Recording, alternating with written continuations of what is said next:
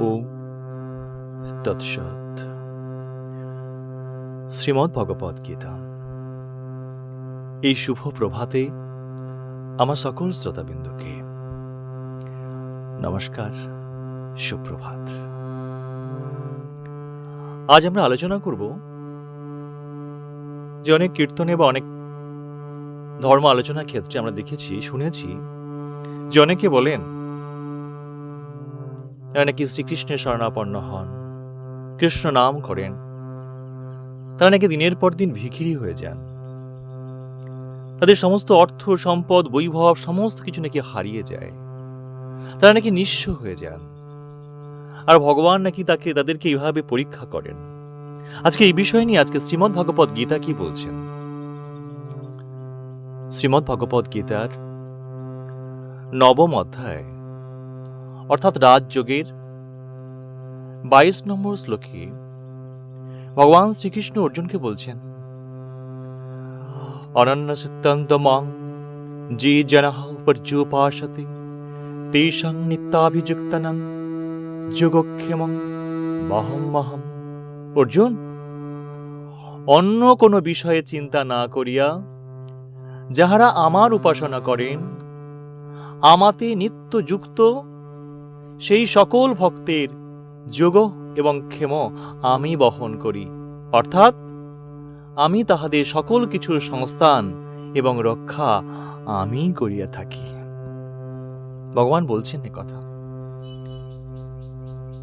ভক্তের সকল কিছুর সংস্থান তিনিই রক্ষা করে দেন।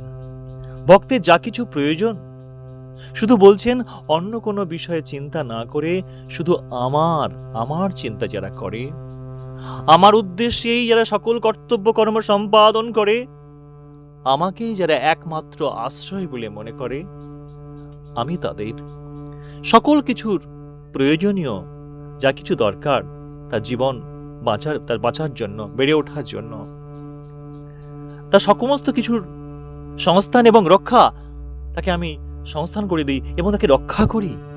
ভগবান নিজে মুখে বলছেন শ্রীমদ্ ভগবদ গীতায়। তো সাধক যদি প্রার্থনা না করেন তো তার সকল অভাব মিটবে কি করে? আমরা মনে হয় প্রার্থনা না করলে ভগবান আমাদেরকে মেটাবেন না। কিন্তু সন্তান হয়ে পিতার কাছে যদি কিছু না চাইলেই কি পিতা দেবে? আর না চাইলে কি পিতা দেবেন না? পিতামাতা দেবেন না? মা বাবা তো বুঝতে পারেন কার কি প্রয়োজন, আর তিনি তো জগৎ পিতা, অন্তর্যামী, তিনি তো আরো বেশি বোঝেন, তাই না?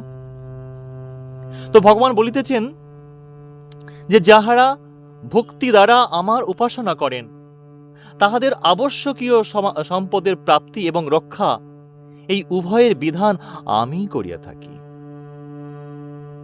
তো পরমেশ্বর ভগবান ভালো করে জানেন যে আমাদের জন্য সবথেকে ভালো কোনটি, সবথেকে সেরা কোনটি। তাই তিনি সেটা আমাদের যোগ্যতা অনুসারে সেটি প্রদান করেন। আজকের আপনার অবস্থা যেমনই হোক না কেন, তার জন্য কান্নাকাটি করার আগে বা ভগবানের কাছে নালিশ করার আগে একটি কথা সবসময় মনে রাখা উচিত, যে আপনি আজকের যা কিছু পাচ্ছেন এটি আপনার জন্য সবথেকে সেরা। কারণ শুনতে খারাপ লাগলো, এটি সত্য যে আমরা যখন ভগবানের কাছে আত্মসমর্পণ করি, আত্মনিবেদন করি, নিজেদেরকে সমর্পণ করি, তখন আমাদের জীবনের হাল তিনিই ধরেন। আমাদের থেকেও তিনি আমাদেরকে আরো ভালো করে বোঝেন এবং আমাদের জীবনকে তিনি নিজ হাতে নিয়ন্ত্রণ করেন। ভগবান বলছেন, অহং হি সর্বযজ্ঞানাং চ প্রভুরেব চ ন তু মামোভিজানন্তি।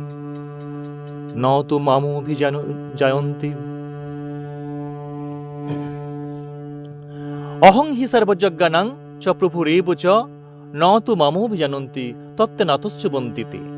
বলছেন যে আমি সকল যজ্ঞের ভক্তা এবং সকল যজ্ঞের ফলদাতা। যাজ্ঞিকগণ আমার এই তত্ত্ব জানেন না বলিয়াই তাহারা মোক্ষ পথ হইতে বিচ্যুত হইয়া সংসারে প্রত্যাবর্তন করেন।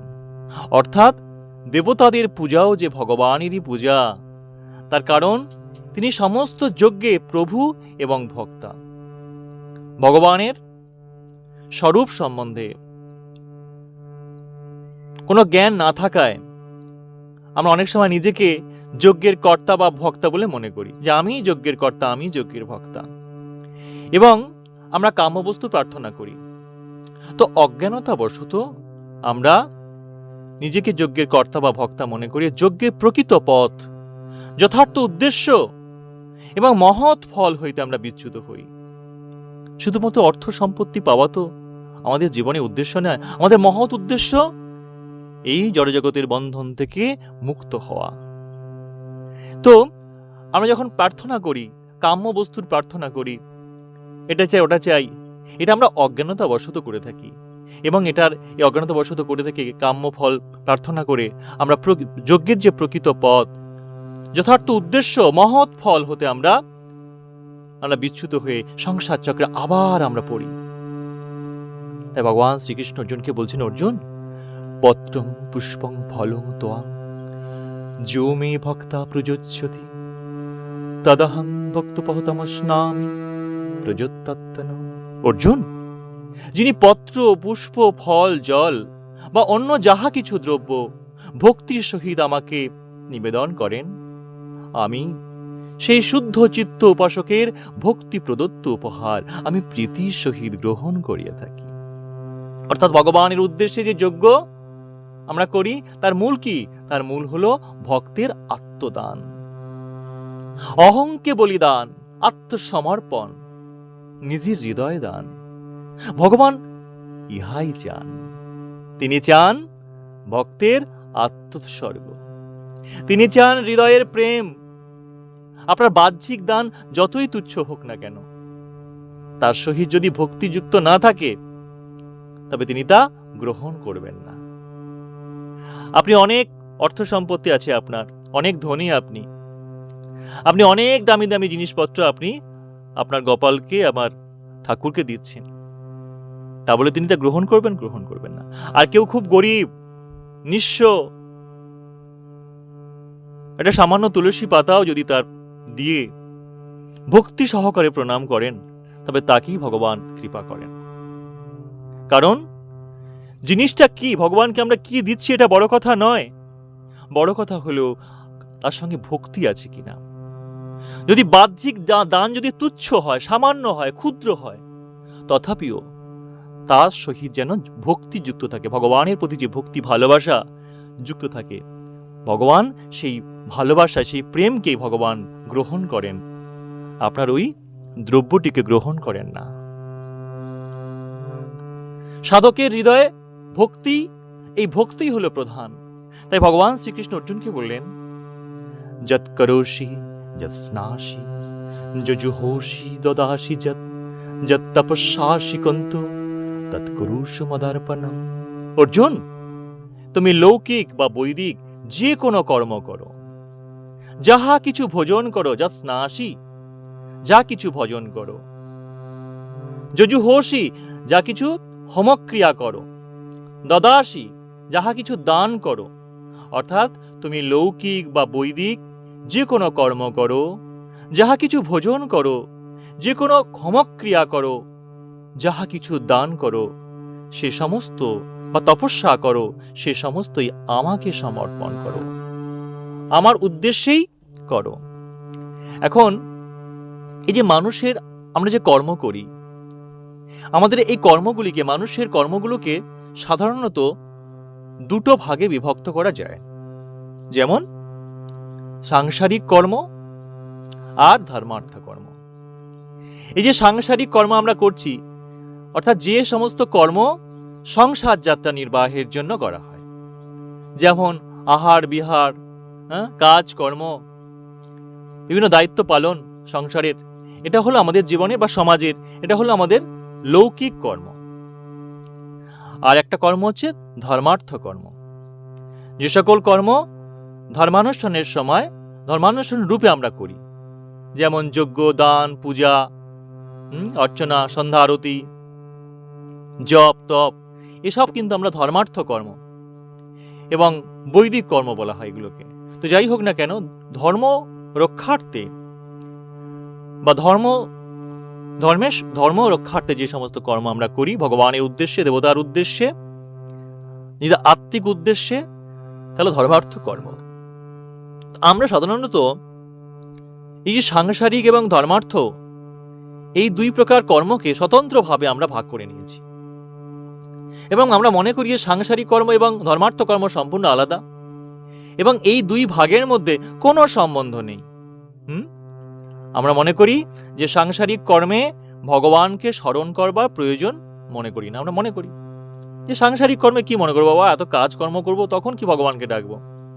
এমনকি সাংসারিক কর্মকে আমরা ধর্ম বিরুদ্ধ কর্ম বলে মনে করি এবং এই প্রকার কর্ম ত্যাগকে ধর্মজীবনে আদর্শ বলে আমরা বিবেচনা করে থাকি।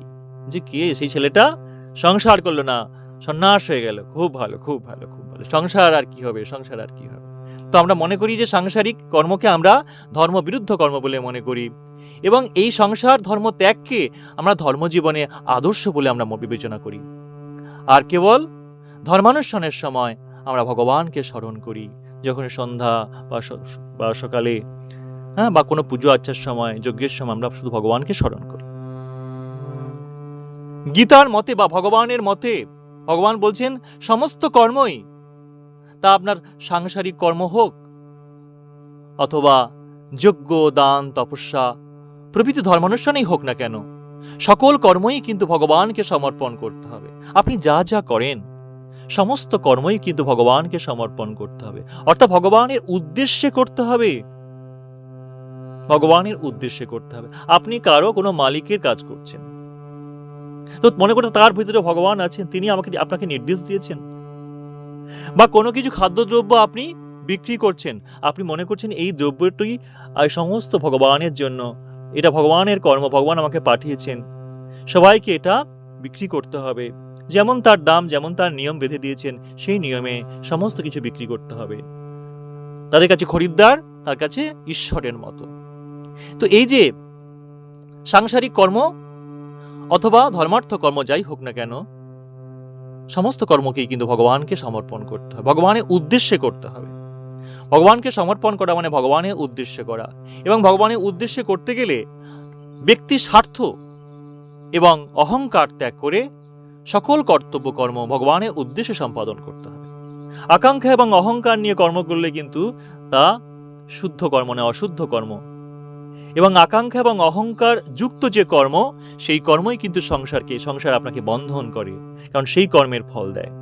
কিন্তু আপনি যখন কোনো কর্ম আকাঙ্ক্ষা এবং অহংকারকে ত্যাগ করে, আকাঙ্ক্ষা এবং অহংকারকে বর্জন করে যে কর্ম ভগবানের উদ্দেশ্যে করছেন, অর্থাৎ আকাঙ্ক্ষা এবং অহংকার বর্জিত যে কর্ম, সেই কর্মই হলো একান্ত শুদ্ধ এবং পবিত্র কর্ম, এবং সেই কর্মই হলো মোক্ষের পথ। তাই